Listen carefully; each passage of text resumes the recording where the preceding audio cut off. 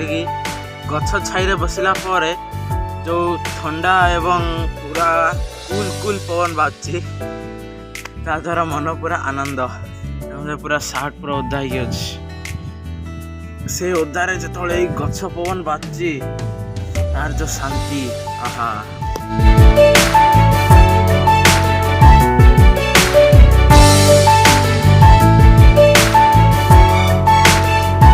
तो फ्रेंड्स देखो आम केते ऊपर वर्तमान अच्छे ये मालकानगिरी टी देखा।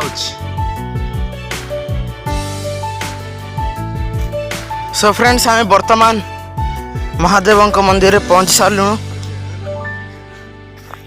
देखो मंदिर ये कमिटी एवं मालकानगिरी प्रशासन आरएसएस बजरंगी दल ये सब मिसी पैसा कलेक्शन कर मंदिर टाकू सुंदर कि तैयारी कर बहुत किछि उन्नति भी होता द्वारा धीरे धीरे देखा देले महाप्रभु शिव शंकर एवं पार्वती।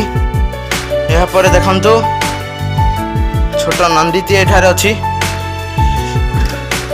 नंदी पर देखा देले श्री श्री मल्लिकेश्वर महादेव। हर हर महादेव, हर हर महादेव।